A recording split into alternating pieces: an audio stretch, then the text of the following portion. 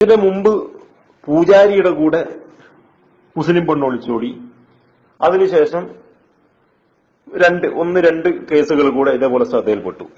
അപ്പൊ ചുരുക്കി പറഞ്ഞാൽ 4 മാസത്തെ കാലയളവിനുള്ളിൽ 4-5 മുസ്ലിം കുട്ടികൾ ഒളിച്ചോടി. അപ്പോ ഇവിടെ വളരെ കൃത്യമായി നമ്മൾ മനസ്സിലാക്കേണ്ടത്, ഇത്തരം ഒരു വാർത്തകൾ കേൾക്കുമ്പോൾ ഇത് പ്രചരിപ്പിക്കുക എന്നുള്ളത് സംഘപരിവാരത്തിന്റെ അജണ്ടയുടെ ഒരു ഭാഗമാണ്. അതിന് കാരണങ്ങളുണ്ട്, ഞാൻ പറയാം, വിഷയത്തിലേക്ക് വരാം. ഇവിടെ വളരെ കൃത്യമായ കണക്കുകളുടെ അടിസ്ഥാനത്തിൽ കേരളത്തിന്റെ തെരുവുകളിൽ നിന്ന് ബിജെപിയുടെ സംസ്ഥാന അധ്യക്ഷൻ വി മുരളീധരൻ ഉൾപ്പെടെ നാവെടുത്താൽ നായികക്ക് 40 വട്ടം വിഷം ചീറ്റുന്ന ശശികല എന്ന് പറയുന്ന ആ വൃത്തികെട്ട ജീവിയുടെ നാവിൽ നിന്നുമൊക്കെ വളരെ കൃത്യമായ ഒരു കണക്കുകൾ ഈ രാജ്യത്ത് വന്നിട്ടുണ്ടായിരുന്നു. കേരളീയ സമൂഹത്തിന് മുമ്പിൽ പ്രസംഗങ്ങളിലൂടെ മറ്റ് ചാനൽ ചർച്ചകളിലൂടെയൊക്കെ നമ്മൾ കേട്ടിട്ടുണ്ടായിരുന്നു. ഒരു വർഷത്തിനുള്ളിൽ 2000-ൽ കൂടുതൽ ഹിന്ദു മതത്തിലുള്ള പെൺകുട്ടികൾ ഇസ്ലാമിലേക്ക് കടന്നു പോകുന്നു എന്നുള്ളത് സത്യത്തിൽ പൊതുസമൂഹം പുറങ്കാല് കൊണ്ട് തട്ടിമാറ്റപ്പെട്ട 1-2 ആരോപണങ്ങളായിരുന്നു അത്. ഇതിന്റെ ഒരു സത്യാവസ്ഥ പറഞ്ഞു നോക്കിയാൽ വളരെ കൃത്യമായ കണക്കുകളായിരുന്നു ഈ വി മുരളീധരനും ശശികലയും കേരളത്തോട് വിളിച്ചു പറഞ്ഞത്. ഇത് സമൂഹം ഏറ്റെടുക്കാത്തതിന്റെ കാരണം, നാവെടുത്താൽ നായികക്ക് 40 വട്ടം കള്ളത്തരം പറയുന്ന ഈ ശശികലയുടെ വാക്കുകൾ ഇന്ന് സംഘികൾ പോലും വിശ്വസിക്കുന്നില്ല എന്നുള്ളത് കൊണ്ടാണ്. അപ്പോ ഇത്രയും ആളുകൾ ഇസ്ലാമിലേക്ക് കടന്നു വരുമ്പോ ഈ ഗ്രൂപ്പിലുള്ള ആളുകൾ ഇനിയെങ്കിലും ഒന്ന് മനസ്സിലാക്കണം. 2-3 പോകുന്നുണ്ടെങ്കിൽ പോകട്ടെ. എന്തിനാണ് ഇവിടെ ഈ മെസ്സേജ് RSS എന്ന് പറയുന്ന ഈ ഒരു സംഘടന പ്രചരിപ്പിക്കേണ്ട, അല്ലെങ്കിൽ അവരുടെ അജണ്ടയുടെ ഭാഗമായി നടക്കേണ്ട ഈ ഒരു മെസ്സേജ് എന്തിനാണ് ഇത് പ്രചരിപ്പിക്കുന്നതിന് നിങ്ങൾ ഓരോരുത്തരും ഭാഗവാക്കാകുന്നത് എന്ന് ഓരോരുത്തരും ചിന്തിക്കണം. നിങ്ങൾ ഒരു കാര്യം മനസ്സിലാക്കേണ്ടത്, വെറും മാർക്കറ്റിൽ 5 രൂപ വിലയുള്ള ഒരു കോഴിമുട്ട, അത് കോഴി മുട്ട ഇടുന്ന സമയത്ത് മുട്ട ഇട്ടതിന് ശേഷം നാട് മൊത്തം കോഴി കൊക്കിറിച്ച് ഊയാരുണ്ടാക്കി ഇനി ഒരാൾ അറിയിക്കാൻ ബാക്കി വെക്കുകയില്ല. എന്നാലേ കോഴിക്കൊരു സമാധാനം ഉണ്ടാവും. നേരെ മറിച്ച് ഒരാന പ്രസവിക്കുന്നത് നിങ്ങൾ ശ്രദ്ധിച്ചിട്ടുണ്ടോ? ജോഗ്രഫിക് ചാനലുകളൊക്കെ മാസങ്ങളോളം വളരെ രഹസ്യമായി നിന്നുകൊണ്ട് ഈ പ്രസവ രംഗം ഒന്ന് ഒപ്പിയെടുക്കാൻ എത്ര പ്രയാസപ്പെടുന്നുണ്ട്.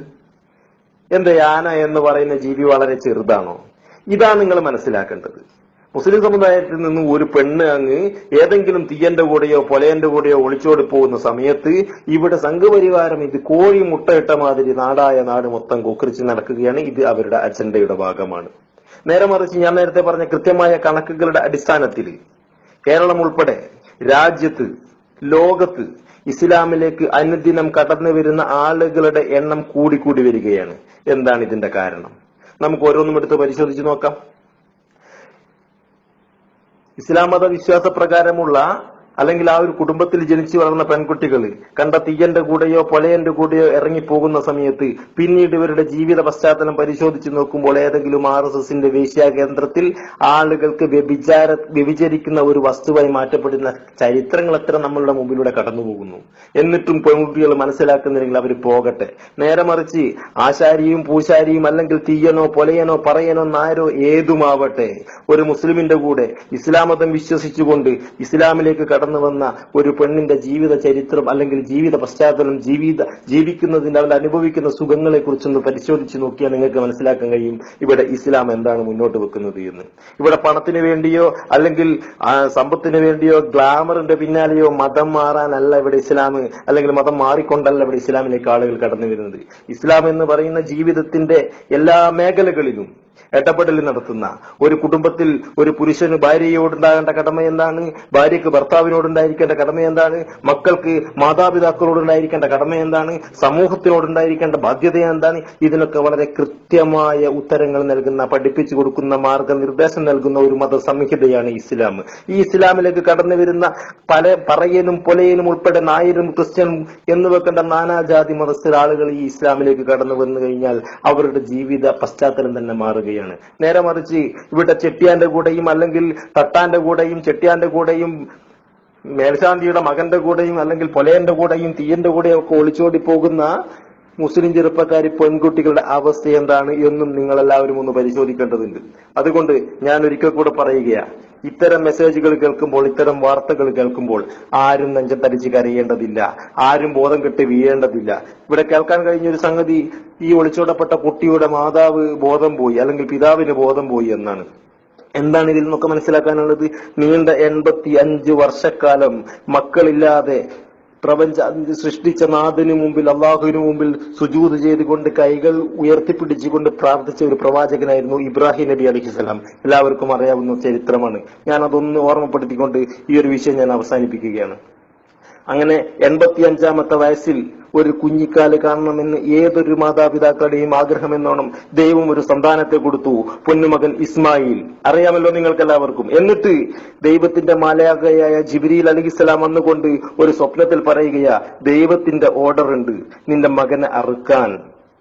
ആ ദൈവകൽപ്പന അതാപതി അംഗീകരിച്ചുകൊണ്ട് മകന്റെ കഴുത്തിലേക്ക് കത്തിവെക്കുന്ന ആ ഒരു ചരിത്രം, അല്ലെങ്കിൽ ആ സമയത്ത് ആ മകനെ തട്ടിമാറ്റിക്കൊണ്ട് അവിടെ ഒരു ബലിമൃഗത്തെ സൃഷ്ടിച്ച ദൈവിക ഇടപെടൽ നടത്തിയ ആ ഒരു ചരിത്രം, ഇതിൽ നിന്നെന്താണ് മനസ്സിലാക്കേണ്ടത്? മക്കളായാലും ബാപ്പയായാലും ഉമ്മയായാലും അള്ളാഹുവിന്റെ തീരുമാനം എന്താണോ അതാണ് ഈ ഭൂമിയിൽ നടക്കുന്നത്. അതുകൊണ്ട് ആരും തന്നെ ഇവിടെ ബോധം കെടേണ്ടതില്ല. നിങ്ങൾ നിങ്ങളുടെ ഈമാനിനെ നിങ്ങൾ ഭദ്രമാക്കുക. ആ ഈമാനും ഇസ്ലാമും നിങ്ങൾ മുറുകെ പിടിച്ചുകൊണ്ട് ജീവിതത്തിലേക്ക് കടന്നു വരികയാണെങ്കിൽ, ഇനിയും ഒളിച്ചോടപ്പെടാൻ ഏതെങ്കിലും പെൺകുട്ടികൾ തയ്യാറാകുന്നുണ്ട് എങ്കിൽ ഈ ഒരു വോയിസ് അത്തരം മാതാപിതാക്കൾക്കെങ്കിലും ഒരു മാനസികമായ ഈമാനിന്റെ ഒരു ബലമുണ്ടാകട്ടെ എന്ന് ആഗ്രഹിക്കുകയാണ്. അതുപോലെ തന്നെ ഇത്തരത്തിലുള്ള മെസ്സേജുകൾ പ്രചരിപ്പിക്കുക എന്നുള്ളത് ഇവിടുത്തെ ഫാസിസ്റ്റ് RSS ശക്തികളുടെ അജണ്ടയാണ്. ഇത് നിങ്ങളാരും ഏറ്റെടുക്കേണ്ടതില്ല. ഇത് നിങ്ങളുടെ പണിയല്ല. ഞാൻ നേരത്തെ കോഴി മുട്ടയിടുന്ന ഒരു ഉപമ പറഞ്ഞതിലൂടെ തന്നെ നിങ്ങൾക്ക് കാര്യങ്ങൾ മനസ്സിലായിട്ടുണ്ടാകുമെന്ന് വിശ്വസിക്കുന്നത് കൊണ്ട് ഈ വോയിസ് ഇവിടെ അവസാനിപ്പിക്കുകയാണ്. അതുകൊണ്ട് ഈ വോയിസ് ഇത്തരത്തിൽ ഞാൻ ഈ അയച്ച ഈ വോയിസ് മറ്റ് ഗ്രൂപ്പിലേക്ക് അയച്ചിട്ട് ഏതെങ്കിലും ഒരു RSS കാരനെങ്ങാനും കേൾക്കുകയാണെങ്കിൽ അറ്റാക്ക് ആയിട്ട് അവരുടെ അവസ്ഥയെ കുറിച്ച് എനിക്ക് ആലോചിക്കാൻ കഴിയില്ല. കാരണം അവർക്കൊന്നും ഉറക്കം വരാത്ത, ഉറക്കം നഷ്ടപ്പെടുത്തുന്ന വാർത്തകളാണിത്. അതുകൊണ്ട് ശശികലയും വിശകലയും ഒക്കെ ഇനിയും ഉറഞ്ഞുതുള്ളും. അതുകൊണ്ട് സമൂഹം ഇത്തരത്തിലുള്ള വാർത്തകൾ കേൾക്കുമ്പോൾ ആരും തന്നെ ഞെട്ടേണ്ടതില്ല, വിറക്കേണ്ടതില്ല.